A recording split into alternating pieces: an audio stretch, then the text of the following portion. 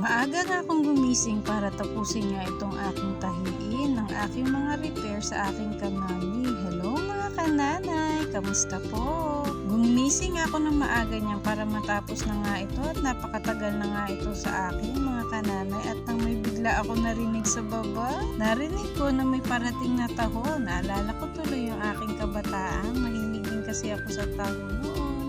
Lagi nagde-deliver po sa amin si Tatay Nesty. Balita ko nga buhay pa nga rin daw siya hanggang ngayon at pagtataho pa rin ang kanya tinitinda mga kananay. Naalala ko nga noon nakakabili nga ako doon ng halagang piso, 2 piso, grabe ganyang kadami na yon mga kananay. Ngayon hindi ka na makakabili na 5 piso, 10 piso na nga yung pinakamura mga kananay. Napabili na nga din si Nimpa mga kananay kasi yung mga bata ay gusto rin ng taho. Actually maganda nga rin sa katawan ang taho, lalo na kung araw-araw tayong kakain ito. Umakyat na nga uli ako at hinarap ko yung aking mga repair at kailangan ko na nga ito magbalik sa aking kananay at medyo matagal na itong natambak sa akin sa gawa ng anak. Ang dami kong ganap na pinuntahan ngayong summer at meron pa nga susunod mga kananay, magsuswimming ata uli kami. Buti na nga lang ay natapos ko na nga rin yan mga kananay at bukas nga ay aking i-deliver na yan. Pagkatapos ko nga dyan sa taas, nagluto naman ako ng almusal namin ng aking mga anak. Pansit Canton ang aking niluto ngayon mga kananay dahil matagal naman na uli kami hindi nakakain ng pansit Canton. Ang sawig nga lang kung ako ay magluto ng mga noodles mga kananay, syempre para safe na rin sa mga bata at sa pati na rin sa akin. Sinamahan ko na nga rin yan ng nilagang itlog mga kananay para masarap ang kain namin ng aking mga anak. At malapit na nga maluto itong aming pansit Canton mga kananay.